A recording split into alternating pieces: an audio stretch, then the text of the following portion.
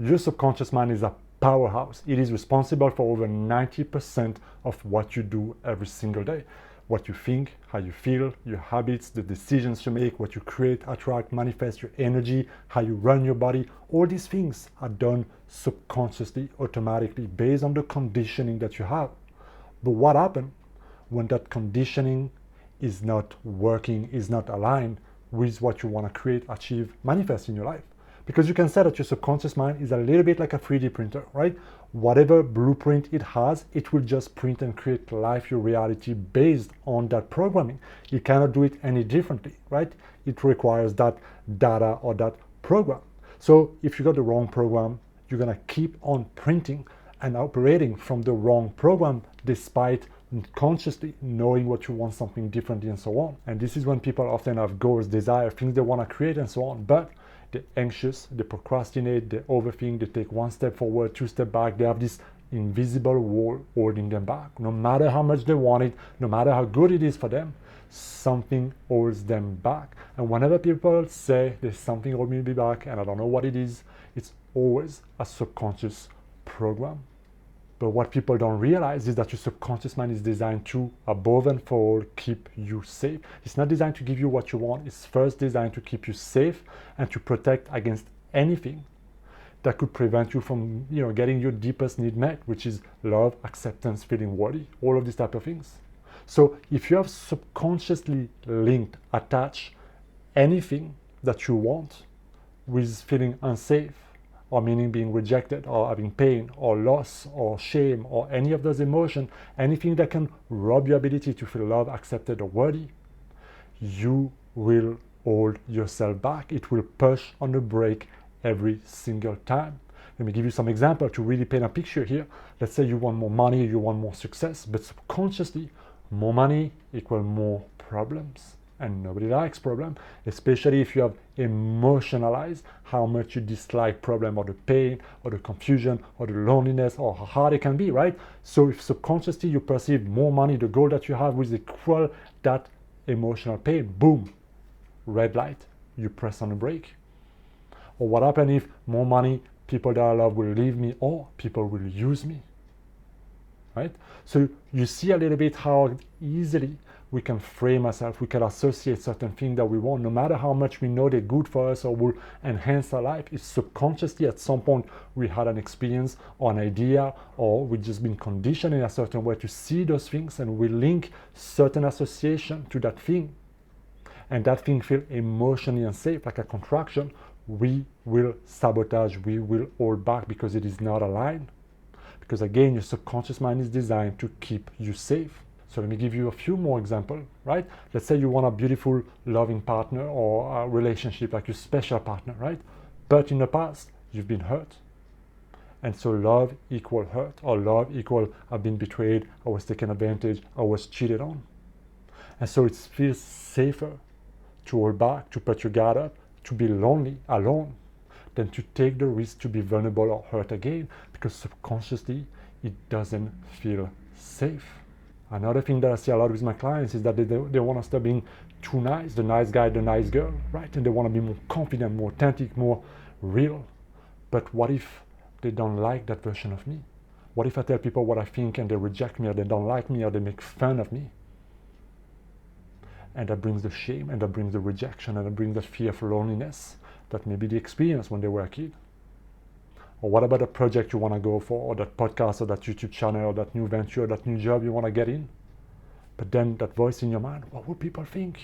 What will my family say? What if I fail and I lose everything? What if I end up looking miserable and people make fun of me, right? So you have to understand that your mind is designed, and we have associations for everything. So if you look at your life and you've been wanting certain things, but you don't understand why you procrastinate, why you stagnate, why you hold back, why you play small, why you're afraid of being seen, expressing yourself, any of these type of things, you press the brake because on some level, it doesn't feel safe. On some level, there is a red light subconsciously with whatever you're trying to create. When I wanted to create my YouTube channel or make videos on YouTube and so on back then, it was definitely a big red light, because being seen, what if people make fun of me? What if they reject me? What if nobody buy? What if it brought up all those insecurity, and that didn't feel safe because I didn't want to be seen in a negative way. I didn't want to feel the shame or feel unworthy or feel like a failure. So do you think it was easy for me to go out there and start making videos and so on? No, right? I needed to first recondition my mind, create that alignment, like basically retrain my mind to think that, you know what, it's okay, I'm worthy now, it's gonna be okay. So whatever it is, you gotta train yourself, re-regulate your nervous system to feel safe here and now, so you can let go of the anxiety and the doubt and the crazy thought and all the worry and all the shame, all the things you project that makes you feel like this could hurt me or this could rob me from everything I want. Because the sad reality is that your mind can hold you back even if you're miserable now. Even if you are quietly self-sabotaging your life and living a life of quiet desperation, and you see a lot of people who are unhappy, but they're in the comfort zone because it is safe and familiar, and the mind will always choose that over anything that makes you feel unsafe, right? So I emphasize that so that you can really see it, because awareness, when I work with my clients, awareness is always the first part, and it's not always easy to find that pattern. But once you start to see it, now you can detach, now you can start to observe, now you can start to see how it affects you and the thoughts and the emotion and the habits that are involved and how it's been shaping your life. Because there's literally, you could say, if you sum it up, when I work with my clients, there's 4 steps to completely breaking that and creating that green light, that alignment toward getting what you want, right? Number 1 is always awareness. What you don't know that you don't know, what you can see, you can change. So step 1, be aware of it, right? Step 2, go to the root cause. What happened? What created it? What is the belief you created? What is the emotion that you felt, right? So if you had a tough breakup, or somebody cheated on you, or you had a certain relationship when you were young with your parents and so on, and that led that emotional scar that made you like close off your heart and so on, and that's why you can't have intimacy or trust and so on. That's the cause. That's what needs to be released, that needs to be healed, that needs to be assessed, that needs to be changed so that you can start to feel safe, right? So it's what I like to call turning the past into wisdom, so that you no longer subconsciously project that data onto the world and your future experience and what you want to have. And then step number 3 is changing that subconscious programming, right? Changing the subconscious programming, healing, letting go of the belief, letting go of whatever is no longer needed and no longer serving you.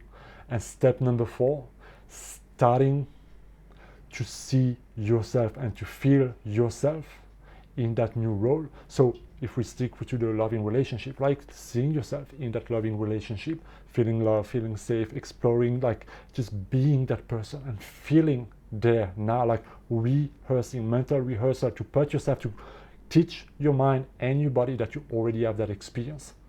And that's how you anchor that subconscious alignment. And when you do that, you stop pressing on the brake and you can start moving forward aligned. And when you do that, the brakes come off, the light turn green, and you can finally move in the direction that you want without being your worst enemy, without playing small, without holding yourself back. So this is something really important to understand in the path of your personal growth and transformation. Look at your life. If there's anything where you've been holding yourself back, procrastinating, being anxious, and all these type of things, despite really wanting it, somewhere subconsciously you're holding yourself back. Somewhere subconsciously you link that thing make you feel unsafe for whatever reason. And if you don't know where to start, or if you're tired of holding back, if you're tired of that invisible wall and you're looking for a solution, you can book a one-on-one session, and together we can break that wall, retransform your mind, and set you on your way to create and achieve what you want in your life. The link is down in the description, guys. Thank you for watching this video. Hit that subscribe button. I will see you next time. Be well.